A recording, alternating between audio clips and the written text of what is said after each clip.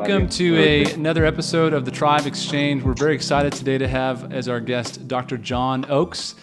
John holds a Bachelor's of Science in Chemistry from the University of Connecticut, a dual PhD in Chemistry and Physics from the University of Colorado. John has served as a minister and a teacher in the church, speaking in over 80 countries and 60 universities around the world, as well as a professor in several universities, including UCSD, Mesa College, and Marian College over the past nearly 40 years, until retiring from his professorship in 2018 and taking on a full-time ministry position, pastoring a church in Bakersfield, California, the Bakersfield Church of Christ. John has authored 14 books, including Is There a God?, Questions of Science and the Bible, Reasons for Belief, a Handbook of Christian Evidences, and 3 volumes with a 4th to come of church history entitled The Christian Story, which is going to be the topic of our conversation today.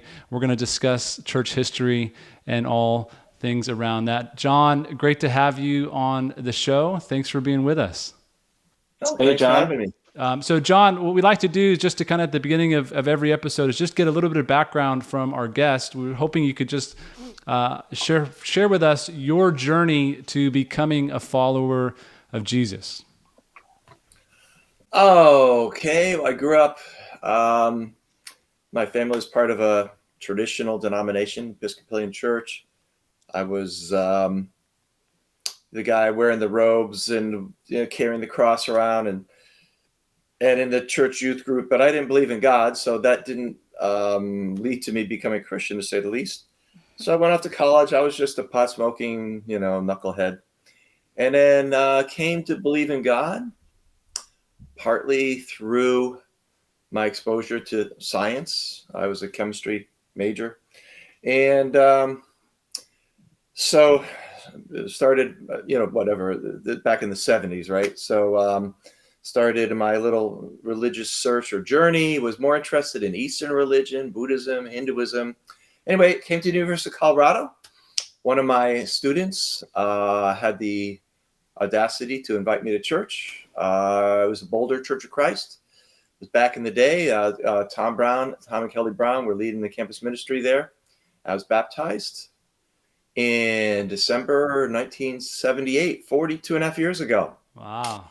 I finished my PhD 6 years later, got married, moved to Spokane, Washington, worked as a professor, moved down to San Diego, worked for the church for a while, got fired, went back into teaching for about the next 30 years, and here I am. Great. And here you are on the Tribe Exchange. You've arrived. Yeah. Very, very cool. Thanks. You have arrived. This is it. I forgot to introduce my wife, Rachel, who really is the genesis of this episode. She has poured through the first 2 volumes of the church story, the Christian story. And I think we've ordered number 3 already. Sure. Yes. Yeah. Well, maybe you could share a little bit for us, what was some of your initial interest? Why this interest in church history? Because it's not something that we think about often. And I think for many of us today, we believe we're experiencing a lot of new things that hopefully we'll unpack that a little bit, that we're actually not experiencing that many new things, right? But for you, I'm curious, why the interest in church history? Well, partly because I'm just interested in history in general. I love history. I would have been a history major if I thought you could have gotten a job being an historian. And even as a baby Christian, I remember we had an actual library at our church building, and I think I was pretty much the only one who used it. And I probably read almost every volume in there. And I remember reading 3-volume set on Restoration history, kind of the book of Restoration history by a guy named West. And I realized that our background in the Churches of Christ is to be ahistorical, to believe that we actually have no history. So, like, for example, if a lot of Churches of Christ in America, if you go to the building, they have the little cornerstone. It says Church of Christ, founded 33 AD. You know what I'm saying? Yeah. So to me, somebody who's interested in history, I recognize that as bogus immediately because every group has a history. Right. So, but anyway, I've always been interested in history. I'm interested in Babylonian history, Persian history, Greek, Chinese.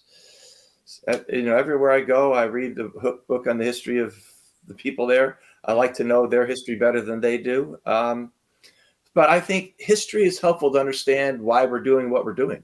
Right. A lot of times we think what we're doing is because it's in the Bible, but that's not even true at all. We're doing it because somebody that we never heard of started doing it for reasons that we don't even understand. And that's not necessarily completely bad, but being unaware of why you're doing what you're doing, that's just, to me, that's a big problem. Yeah. No, I agree. Well, what turned me on so much to the book and kept me reading, kept me engaged, and kept me buying the volumes was I was Catholic growing up, more like an Easter, Christmas kind of Catholic. I didn't really come to faith until my late 20s. So I had a lot of holes in understanding Christianity, Catholicism. I became a Christian, got baptized, but didn't really know why so many people did the things they did. And I was judgmental of a lot of different religions and sects, not really understanding, the Bible says this so clearly. Why do people do this? Or why is it so hard for people to change traditions or let go of old doctrines that are incorrect if the Bible clearly states this? Right. And as I was reading your book, it was really eye-opening for me to understand the genesis of a lot of those traditions, a lot of those religions. So I know it's educated me a lot, and I feel like it's opened up my heart to be a lot more compassionate and understanding, and even giving me, I guess, just the knowledge, the information to be able to reach more people, to be able to have conversations with the different people that I study the Bible with. So what do you think about that in terms of how much history should we delve? How important is it for us to educate ourselves as new Christians, especially Christians in our movement, and the value of that? Well, like I said, if we are not aware of why we're doing what we're doing, we're we're bound to make mistakes that we don't need to make. There's the famous, those who do not know the mistakes of history are doomed to repeat them. That this is the standard thing, but it's true. And there's so many examples. For example, as a movement, we have downplayed the role of the Holy Spirit. Obviously, I think as a movement, we've discovered that. I think we've done a pretty good job of moving back in the right direction. But the question is, how did that happen? I mean, where did that come from? So Alexander Campbell, you have to understand who Alexander Campbell was, what he was reacting against. And just so many other tendencies that we have. I think understanding why we are that way can help. I mean, you just use the analogy of people. I mean, a lot of stuff we do as adults, they're just stuff that happened to us as a kid, and I called it the Christian story, the series, The Christian Story, for a reason, because I believe that we are part of a story, of a broader story. We need to understand that. What buttons are being pushed now in the conversation, specifically in the United States, that would be dealt with much, much better if we knew history a little bit better? Yeah. Okay. Especially well, for example, history. We come from a restoration background. Okay. And we come from a biblicist, strong biblicist background. So we are therefore doctrinally oriented, as opposed to, what's your life and your doctrine? Well, doctrine. And so, so that's one of the buttons, because as we move from modernism to postmodernism, and the postmodern is not that interested in doctrine, they could hardly care less about that.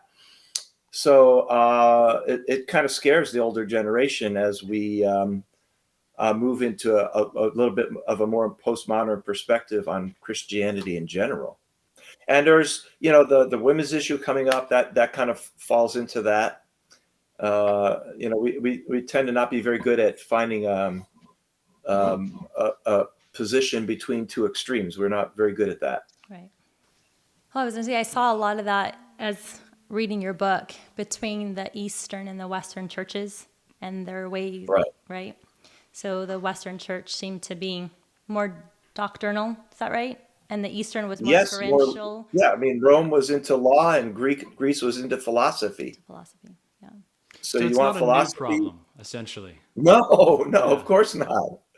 How do we push against postmodernism, and how does it push against us specifically? Okay. Seeing the church as sort of contained within the greater community, as opposed to being separate from the community, I think is something that postmodernists are going to be more interested in. Seeing God as working in the world, not just through the church. I think that's another thing that I think the postmodernists would be more in tune with, which I think is actually more biblical. There's a whole range of things. I'm sorry I haven't given you the best possible answer there, but no, that's helpful. No, I think that was very good. I think that was very, very good. Thank you. The pendulum swings too, because the Greek churches, or the Eastern churches rather, did really well for an extended period of time, where the Western churches are really struggling, even though they were looked down upon, right, as intellectually inferior. But because they were so connected experientially, they did so well. They stayed connected and they thrived. And then it swung, and it was the Western churches, right, that reigned supreme. And now maybe we're seeing that, I guess is the question, we're just seeing like what time, to your point earlier, history repeats itself, that the pendulum is now swinging the other way, and we're asking, or people are asking for more of where's this going kind of a thing. Yeah, for more of a experience God and experience it in community, and not so much of the doctrine and not so much of the rules. Like we're just seeing history repeat itself. American Christians assume that we are the center of the Christian world, which is not true anymore, not even close. Africa is the center of gravity of the Christian world today. And the average American is completely oblivious to that. I mean, they have no concept of that. The explosion of the African, of the explosion of faith in Africa is really remarkable. And I think the oblivious part of it really resonates with me, because I've spoken to people who are doing the Holy Spirit is guiding the church in Africa in ways that we probably haven't dreamt of in probably centuries, I think, maybe. And when they look at us, they are essentially, they're sending missionaries from Africa to evangelize the United States. That's the dynamic. That's where it's going. Oh yeah, and that's just the beginning of a much larger trend over time. Yeah. Well, they're in Africa. They're beginning to see the United States a little bit like we see Europe, as Christianity being relatively decrepit. I think they're probably a little bit too critical, but honestly, that's where it's going. Mm-hmm. Yeah. Well, let me ask you this, John, with kind of in light of history of the church, and with our current climate and the increase of secularism here in the West and certainly in America, and kind of the sharp decline that we're seeing in church attendance, the increase of the nones, like those who just do not affiliate with any kind of religious organization. I thought it was the nuns. The yeah. If Isn't only. it the nuns? There's not. There maybe there's an increase in nuns. I don't know, but there's definitely an increase in nones, N-O-N-Es. And a lot of criticism towards organized church, at least in the West. There's the wave of deconstructionism that's just kind of, it's attacking church tradition and leadership and organization. And we recognize kind of what you've said already, that this is not a new experience for the church, that the pendulum swung. But from what you know of history, what can we learn from our history, all those pendulum swings that might help us navigate now in the church as we try to work through this going forward? Oh, a lot of things. One thing we can learn is that the church the church that is being Christ-like is countercultural, And so, the tendency, especially of conservative Christians, is to think, oh, this is this terrible thing. Our culture is becoming more secular. But the church works well in those situations. I mean, think about the church in the first few centuries, Right. where the stark difference between Christ and the world was so clear. So, so a lot of people are lamenting, deeply lamenting, that our society is becoming less Christian. And of course, there's good reason for that. But honestly, the church can do very well under conditions where we are not necessarily part of the mainstream. I agree. And, I have a question. I think you're absolutely right. On church history, one of the benefits of understanding church history is that Christians started as outsiders. That's for and sure. They became so impactful and influential that they became insiders. Mm-hmm. Mm-hmm. And once you become insiders, you start dominating and shaping and actually losing Christ in the midst of the whole thing and being driven by other things. So then eventually what happens is you become an outsider again. Right. It goes back and forth. That's what I call the Christian story. And so we just need to be aware of the times and how God is moving at any one time, understanding that probably actual faithful disciples of Jesus will be a minority in any situation. Yeah. But where is the Holy Spirit working right now? And how can we go there? How can we be there, be part of it? Yeah. Yeah, you say something in your book that I really liked. I actually reposted it on Facebook. But basically what you were saying, and I'm going to paraphrase, was that it's not the outside world that's going to destroy the church. It's the inside. It's the infighting that happens inside the church that divides the unity and affects the unity of Christ. And it's almost encouraging to see it in that perspective, that as the world outside the church becomes less and less Christian, it is giving us an opportunity to follow Christ, to be that light, to fight against, to put, I guess, in confidence that it's not the outside world that's going to deteriorate the church. It's from within. It's us. So what a great call, or what a great opportunity. Yeah. Yeah, and I believe there's going to be revival in Europe, in the next 50 years as well. History tells me that. Yeah. Well, even, you're talking about what's happening in Africa right now, right? And I think in your book, you reference the inception of the North African, churches, and how it failed because it became a church of the party and not a church of the people. Like, it immediately kind of married to the political state power at the time. And the story of the church in North Africa, other than Egypt, it's very instructive for sure. Yeah. Well, maybe you could unpack, what other lessons do we learn from that moment in history? Well, all kinds of lessons. So really, the Church of the East is one story. The church in North Africa is another story. The church in Egypt is still another story. The church in the Latin West and the Greek East, they're all a different story. In North Africa, around Carthage, there were really three groups. There were the Berbers, the local aristocrats, the Carthaginians, and the outside Romans. And the church made the terrible mistake of associating themselves with the outsider Romans. But there was another group that actually was local. And unfortunately, Augustine decided to completely persecute them and essentially try to destroy their church, which he did largely. And so when the Muslims came through in the 7th century, the church was the church of the hierarchy and the wealthy. And so it was completely destroyed. It never penetrated into the countryside. And I think it's quite similar in sub-Saharan Africa, because it came with the colonial powers, right? Yes. So, and I think the story of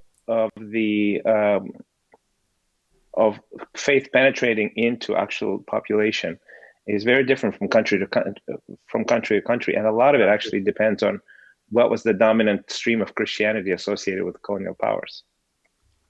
One of the strengths of the Churches of Christ is that it pervaded into the countryside, not just the cities. And one of the weaknesses of the Churches of Christ is it had zero impact in urban areas, virtually zero.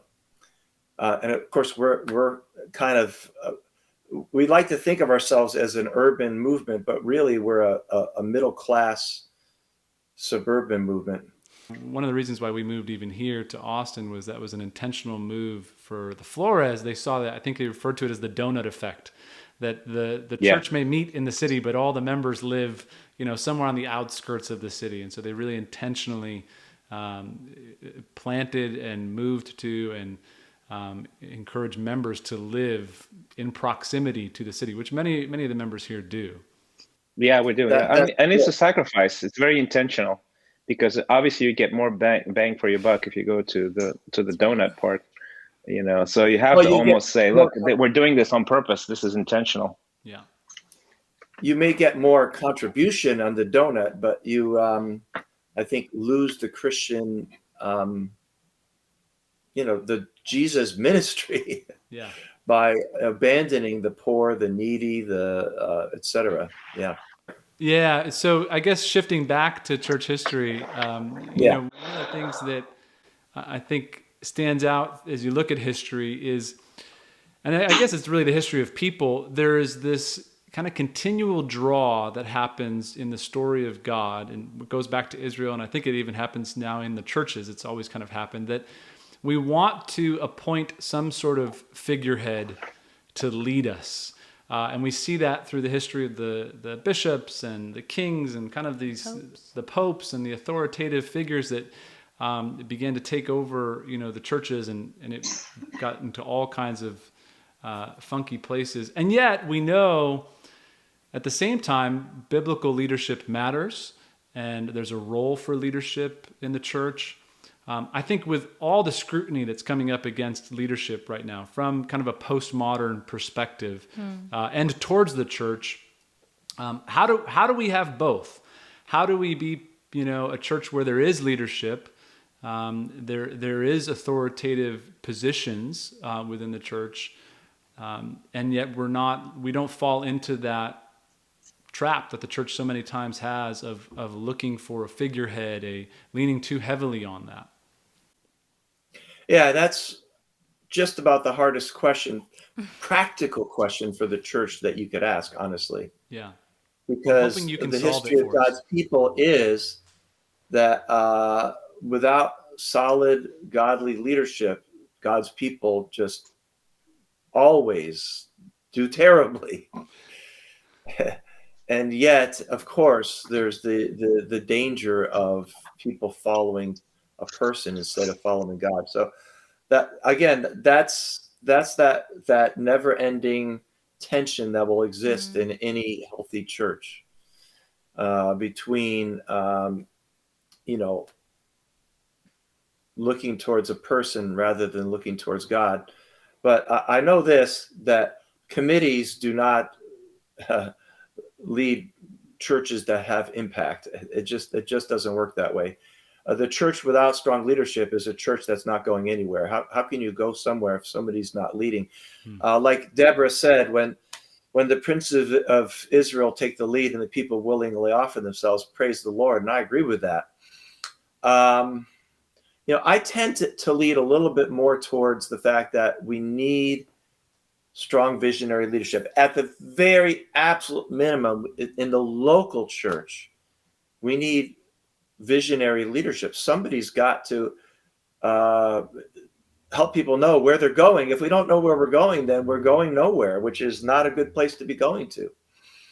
But how do the whole thing between the congregational approach and the hierarchical approach, this is, if there is anything that's part of the never-ending story of Christianity is how to do, are we going to be Episcopalian? Are we going to be Presbyterian? Are we going to be congregational? Are we going to have a pope? And, Good question. Yeah. What's encouraging, though, is, and this has come from reading your books, because I've seen just the way that us Christians, how we've pretty much disgraced the church from the beginning till now. But what reigns true is that Jesus and his kingdom continues. Right. And marches Yeah. on, no matter what we've done and what direction we've taken it with leadership, what type of leadership, where the centralized power was, what sacraments we followed. The Crusades, I mean, some of the atrocities that we committed in the name of Christ, and yet Christianity to this day reigns strong, is really encouraging. It's really faith building. Yeah. Well, I guess a good question from that is, we tend to look at history and we do one of two things. We either criticize it heavily or we romanticize it, right? We figure out all the threads that fit our narrative to make us the right group or the right way or whatever, right? And maybe we could start with the critics. What are the critics missing as they look back at history and they go, man, this is just atrocity after atrocity, 4 crusades, like just all this stuff that happened. What are the critics missing about how the kingdom prevailed throughout history? There are periods in history where it seems like they're not missing anything, honestly. That's true. If you're looking at Christianity in the 8th, 9th, 10th, 11th century, being cynical would probably be not completely inappropriate. Yeah. I think what they're missing is that people are being saved at any time. Elijah said, I'm the only one left, and now they're trying to kill me. And God says, well, Elijah, actually, how many did he say he had in Israel? Whose knees haven't 7,000 or whatever it was. I can't remember. I'm 60. I forget details like that. But anyway, I mean, look at history. If it were not for Christianity, slavery would exist everywhere in the world today. If it were not for Christianity, women would be in a role of, a terrible, dominant role of men everywhere in the world. If it were not for Christianity, there'd be no science. There'd be no human rights. There'd be, what has Christianity given to the world? I mean, if we do a worldview, looking at a worldview perspective, and even the atheists, so most of the things they value as good, they have because of Christianity. That's true. You go to Buddhist countries, and who's doing most of the benevolent work in those countries? It's Christians. You go to Hindu, you go to India, who's doing most of the benevolent work in India? It's Christian groups. So Christianity is something to be proud of, but also we have to be honest. I was listening to a debate watching a debate a few years ago, and the debate was over religion just more broadly, and the atheist guy was saying religion has messed everything up, and we've tried the godless government method, like Pol Pot, Red China, Soviet Russia, France during the French Revolution. It's not been a good experiment. Yeah. So,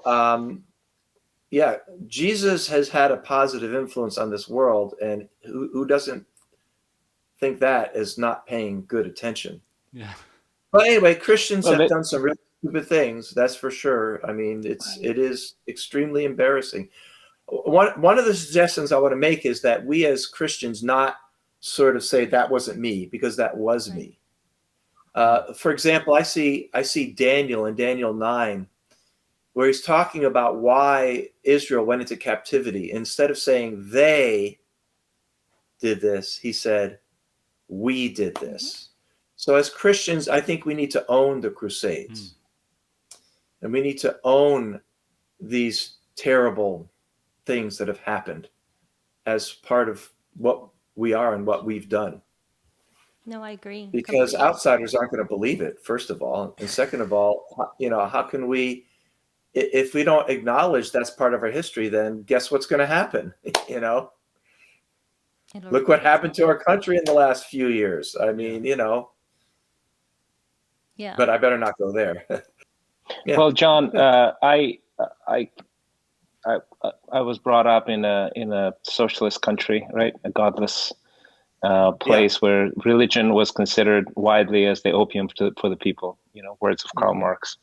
So I can even firsthand confirm that if you remove God from the ecosystem, so to say, from the cultural ecosystem, it's just disastrous. It really is.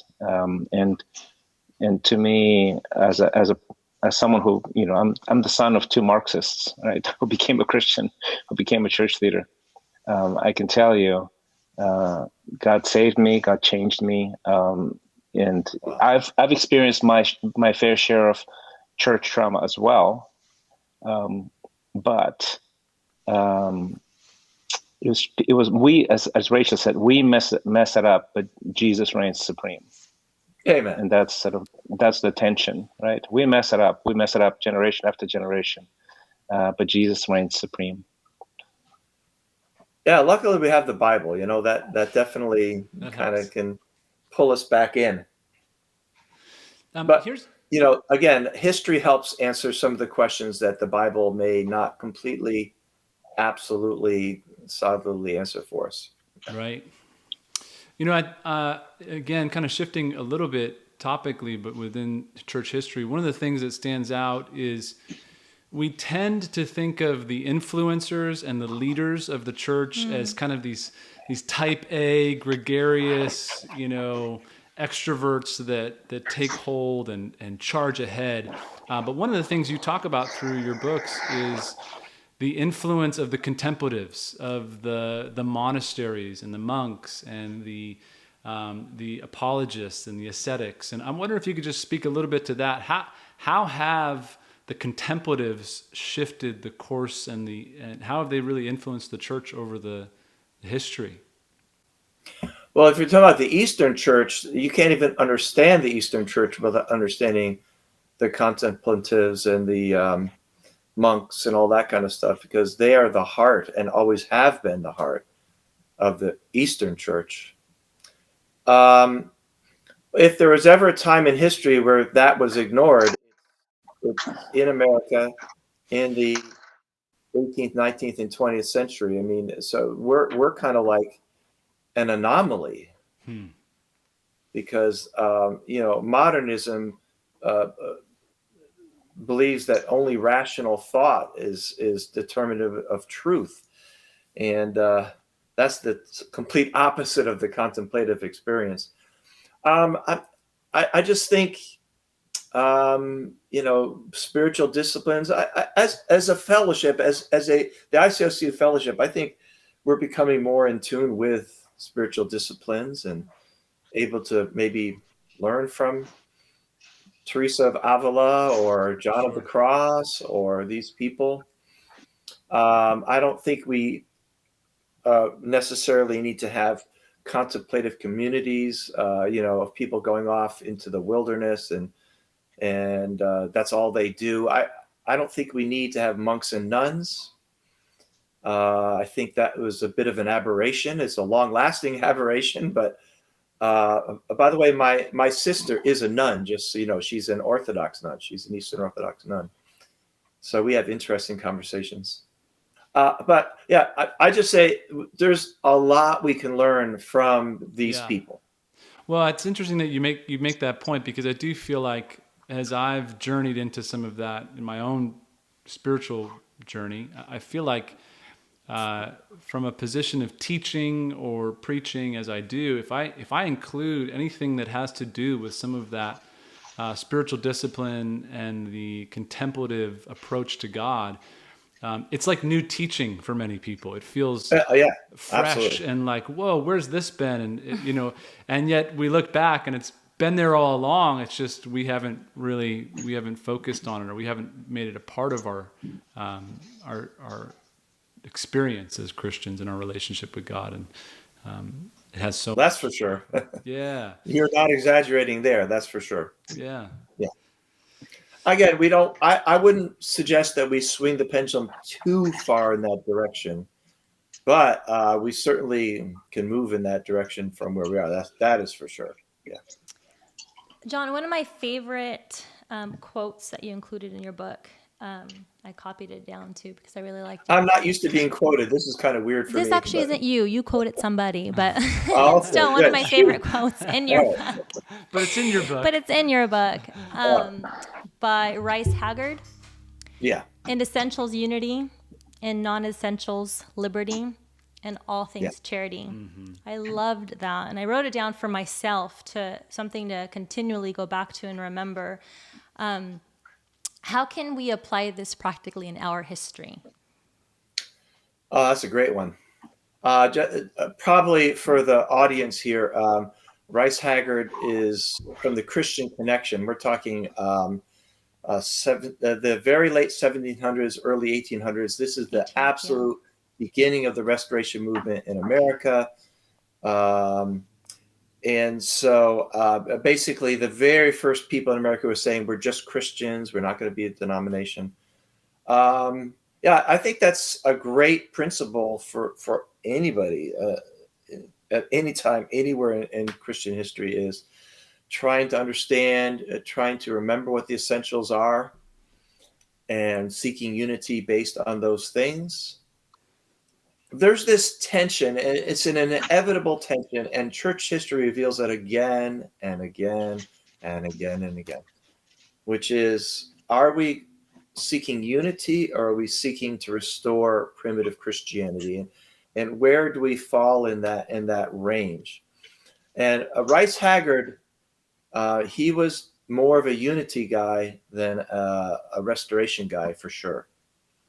And but anyway, the lesson from Rice Haggard, I think, is we individually and as a body of Christians, we need to constantly remind ourselves what are the essentials and be willing to stand firm and, to the point even of church discipline on those fundamentals. And the things that fall outside of that, we need to just have a lot of grace. I think that would affect how we think about what's going on with the whole women's issue question. You said you made a distinction there between trying to aim for the primitive church and being unified. And I'm wondering if you could just unpack that a little bit for us, because that's an interesting juxtaposition for me. So, for example, what Stone and Campbell did, were they principally about being Christians only and uniting all Christians in one body? Or were they principally about restoring the Christianity of the New Testament? And history says you can't do both of those super well at the same time. You have to first of all, you have to be well aware of where you are in that, but also there's this natural tension. So Barton Stone was more unity, less restoration. And Alexander Campbell was more restoration and less unity. And the miracle is that the two formed a movement that came together. That, by the way, that's volume 4, so you can't buy that one yet. Yeah, it's coming. Well, I just want to understand what's the difference in aim there, and how do they clash up against each other, I guess. Because I feel like I've heard, and I've kind of been raised up spiritually and probably have spoken as well to this, that we're aiming for both at the same time. And maybe I thought they were somewhat synonymous, but what you're saying is that they're not. Definitely not. Yeah, and so I want to understand that more. Not. Because let's say our goal is to read the New Testament and become what we see in the New Testament. Okay? That sounds great, okay? But what is the content of the essentials? What is essential? And I'm telling you, history says restorationists always become divisive, always become exclusivistic, and basically self-destruct. That's what happened with the Anabaptists. It's what happened with it. What's happened with the Restoration Movement, and so many other movements like that throughout history. Let me give you an example. LaGard Smith. Have you heard of LaGard Smith? He's a bit of a Yes. rebel with the Church of Christ. He wrote a book called "Who's My Brother," Oh yeah. and he was trying to help people to understand kind of what the limits of fellowship are. And it's a very Church of Christ perspective. Take it for what it's worth, but it's a pretty good book. And so I think we need to be aware who we consider a Christian. I mean, who do you think is a Christian? I don't know if we thought about that as carefully as we could. And who are we going to fellowship with? Who are we going to invite to our conferences? Who are we going to bring in to teach us and help us to, how broadly do we go on that? And so we have to think about what we mean by being a New Testament church. What does that mean? In fact, is that even a goal that we should have to be a New Testament church? And I'm not saying it's not a goal we should have, but we have to think about what do we even mean by that? Because those can just be labels that we throw out there. But if you're trying to be a New Testament church, you have to understand that means you're not a unity movement. That's what history tells me. John, it has been a super helpful conversation. Thank you for giving us a little slice of history in this time. Great. Where can people find out more about your work and what you're producing?